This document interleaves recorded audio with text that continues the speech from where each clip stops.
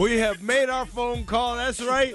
To our left coast man and Longhorn Insider. And we have some attitude.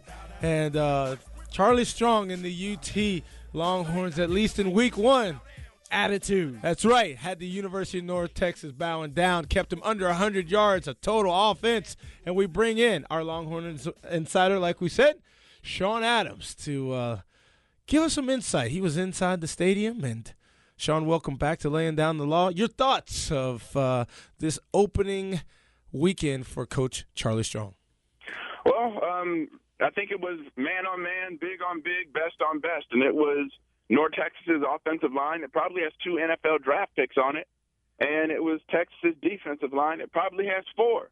And I think Texas defensive line won. Phenomenal, and I don't use that word loosely, phenomenal performance last night.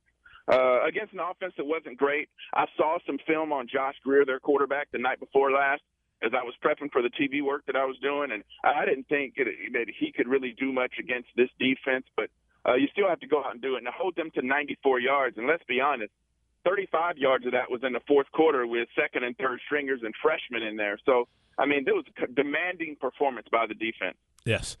Hey, Sean, you talk about the defense and their performance and what they've given. I like what I saw out of them, especially just the different kind of way that they played. Usually you see this team hang in close in the first half when it was going against the Wyomings or teams that it should have put a stamp on early in the game. And this time it seems that they not only enforced their will early, but kept it late through the game. Yeah, and you have to look at the way this team is structured right now. The offense is getting on track, and I think most people understand that defense usually does better than offense early because the defense is based on emotion and assignment, and offense in a lot of ways is built on execution. But, you look at the talent and where the NFL talent is on this team and what they're able to do, and then think back to Charlie Strong. When I talked to him earlier this summer, he said that he had every player, when he first got here to spring, he had every player come in, and he had 10 to 25 plays of that player that he had cut that they could look at together. And he said there was a few players, a couple of starters, that he looked in the face and said, if this is your effort level, I need to know right now because I need to figure out who's going to replace you. If this is not you that I'm looking at on film, then I expect to see more in you in practice because what I'm seeing on film in game time last year is not going to work for what we do. So I think the difference in some of what you saw last night is they played hard last night. It was 11 hats to the ball. It was trying to get the block. I saw wide receivers reaching to try to get blocks, whether they got there or not. Many times it's about effort and trying to be the best you can be and playing for each other. And I think that's one of the characteristics that we saw last night. We're talking with Sean Adams, our Longhorn Insider. You can hear him Monday through Friday, 1300 a.m. up in the Austin area. The Adams Theory. Yeah, you're doing some TV work for ESPN. Sean, I spoke about this prior to you coming on.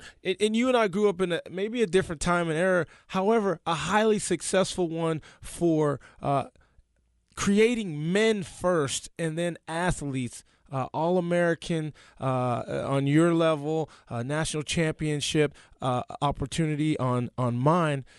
The expectation our parents had for us were just like Coach Strong said, like you mentioned. If this Steve is going to be your best effort, we got to replace that mentality, or you're going to get replaced or sit home for a long time. Yeah, I have to say it like this. If you think about 50 years ago, and look, let's be honest, nobody, especially if you're black, you want to go back to 50 years ago. Right. But if you look back, even in the 80s, even in the 70s, you start to look back and you start to think there was 4 ways that we raised men: in the home, in the church, in the military, and in sports. It's hard to do it in the home now because we have so many young people that have a disassociated relationship with the father. It's hard to raise men in church because if you look at the stats, the numbers of people that are going to church are going way down. People aren't joining the military now because people don't want to go to war. So really what we have is sports is one of the last bastions where we still get to raise men. And I think Charlie Strong takes his job seriously, and I applaud that. And let's be honest, and this is no shot at Charlie Strong. I think some people think I was taking a shot at him in Austin. When I talked on the radio, he's not tough. He's not tough. He's not asking somebody why a cow eats green grass and produces white milk. He is asking people to not steal. He is asking people to not hit women. 99.9% of society agrees with him. So I think he cares about developing young people. He cares about developing football players. And I talked to him earlier in the week. He cared about the fact that it was some history, that he was the first black to have a head coaching job in a men's sport at a place like Texas. But really, that wasn't his focus. His focus is football and developing men, and that's what he wants to do. And he uses the game of football to do that, and I applaud him for it. Yeah, absolutely, Sean. And Sean, you and I, again, we come from a very maybe unique perspective, and that is to excel in the classroom. You have a master's of business administration. I am fortunate to have a law degree, and we also excelled where people had the expectation that we would excel. You're 6'2" and able to run and like a deer and fast and run and jump and get and I'm shifty and I can move around and do things. When our parents told us so, these are the standards, and they said there are no exceptions, we got over that bar. And I think and I'll say this, everybody got mad at Mark Mangino, and I think he used some language that was too coarse in today's politically correct social media society. But Mark Mangino, when he got fired from Kansas a few years back, said something that I absolutely fully believe. He said, I can't change in 2 years what a kid got in 18 at home. And I absolutely agree with that. And the bottom line is Charlie Strong, Kevin Sumlin, Nick Saban, you name it, around the country, Todd Graham at Arizona State, they are all trying to do a job in many ways that parents have failed to do. And look, I look at the stats because of my work at UT, but if you think about this stat, 75% of black kids who sign a full scholarship in football or basketball have either no relationship with the father or a disassociated one. So they are trying to do a job that a lot of people aren't doing. If you think about the expectations, where'd your expectations come?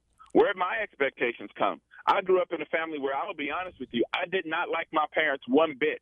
I thought they were going to turn me into a social misfit. I thought they were too hard on me because I had the kind of parents that said, okay, you got 6 classes, you got 5 A's and a B. What the hell's up with the B? Right. If you give kids, we might be related, Sean Adams. Oh, my goodness. But if you give kids expectations, and here's the bigger part, if you give kids expectations and then give them to resources to be successful, you'll be surprised at what young people can do. We always undercut kids, and I had kids in my neighborhood where their grandparents would tell them, oh, well, you can't never do that. You can't never do that. And there was no can't in my house. Can't was a word you get a whooping over. So, right. If you give kids expectations, then you never know what's coming. And Charlie Strong is using the medium of football to raise the expectations on manhood, raise the expectations on athleticism, raise the expectation on academia, and I have a huge appreciation for it. Now, here's the deal. His currency is winning, so he's got to win, or none of that other stuff will matter. But I know that's what he's concentrating on. We're talking with Sean Adams, our Longhorn Insider again. Listen to him during the week. You can catch him on AM 1300, and you can get the app, jump on your smartphones and do that. The Adams Theory, 2 to 4 in the afternoons. Because you know what, Sean, I think we, guys like you and myself, have a duty because you see the glam and glitz and you want to have this jersey and that. However, the foundation that allows us to do that was when nobody else was looking, and when my mom and your parents also said, hey, what's up with the B? And, I had the B in typing. I was just trying to take it so I could do my own papers in college. And she said, unacceptable. I'm a part of an administrative staff as a professional, and if my son can't get an A in what I do to put food on the table, then we have a bigger issue than football. And guess what? That 89 went to a 91. You exactly hit the nail on the head, and now this is now being implemented into student athletes that we know can do the job on a football field with the right mindset. Absolutely, and I think that's where they are, and I applaud that effort. There's a lot of coaches around the country that are doing it. And look, let's be honest. Some of the stuff that Charlie Strong is asking and requesting of his team is not rocket science, and it's nothing that a lot of parents and people aren't demanding. I think in a lot of ways we've lowered our standards so low to ensure that we win that we've lost sight. And look, I'm the guy. I've never been a guy that's been paid for play, but I've become so frustrated with the academic piece of it, where you can stay eligible if you just keep a 1.5 GPA. So I've become so frustrated with it that I've kind of been two options. Look, either educate them or pay them, but you can't have both. And that should not be the case. I mean, Sean Adams, listen, put the time in. You and I know that playbooks on the college level are 200 to 300 pages. How do you know that with 100,000 screaming fans, people moving? Yeah, if you're on offense, you got to figure out, are we in man? Are we in zone? Are we too deep? Are we man free? All this stuff in a matter of less than 25 seconds before the play clock goes down to zero, and you get it right. And you're going to tell me you can't sit in a nice 75-degree, 80-degree environment with the sociology book? Come on, that's not right. I've always said, if you can remember, as a defensive player, this offense is Eagle Zipper hero unless the running back shifts into the I. Right. You can conjugate a verb. Right. You need to figure it out. Exactly. And the expectation must be we can do both. It's not an either-or proposition, Sean Adams. Give them the money. Give them some. I get that if you're not going to let them work. But they got to work in the classroom because I know you can remember it on a football field. People have to genuinely care about more than winning. And for all the posturing that we hear all the time, there's not a lot of coaches out there that care about winning. They care about they're in some ways the coaches are like Congress. When you get to a Congress or some of these political offices, you spend 85% of your time trying to get reelected. You're not really doing work. And in a lot of cases, you have a lot of coaches that are spending 85% of their time trying to keep kids eligible, which is very different than educated. And they're trying to keep their own jobs. So they just hope something rubs off on a kid in 4 years. But that's how we get kids to the NFL that still say more funner and can't do an interview. Right. It's disappointing. However, it looks like sunshine on both being a man and being a student athlete on the 40 acres, headed in the right direction statistically and otherwise. James, you have a question real quick? Yeah, I got one more, Sean. I kind of wanted to get back to football with that. You look at this team and the way it played, and Coach Strong mentioned after the game, BYU, the upcoming game, as something they've been looking forward to. How much is this team looking to correct the ills of last season's BYU debacle that basically ended up blowing out their defensive coordinator and was kind of the beginning of the end to the Mack Brown regime? Yeah, I think you hit the nail on the head there. It was the beginning of the end. That's when the door opened and people started going out of it. And I think in a lot of ways there's two games that's been circled on the schedule for this team, and it's been BYU because they were completely embarrassed and had their manhood challenged, and the Baylor game where they were 30 minutes away from a conference championship and feel like they lost it, which ironically, if they win that conference championship, Mack Brown is still at Texas.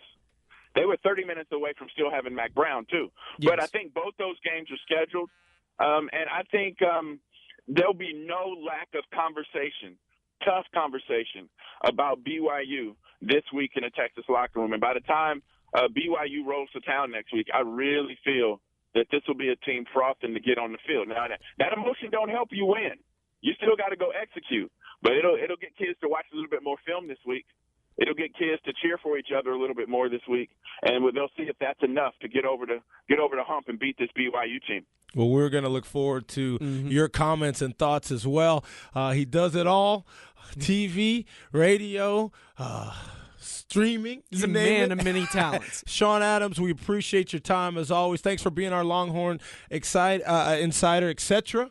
And have a great Labor Day holiday. Enjoy your family and whatever else you need to do. And we look forward to catching up with you. You guys too. Bye. All right. Thanks. Right on the money, man. And we're going to take a break, come back with our Texans Insider. Man, I feel like I just could have just stayed down at Energy Stadium and just called in just like Jay Foreman will. We'll talk a little Houston Texans. It's a great weekend for football and family. Labor Day 2014. Stay with us right here on Laying Down the Law.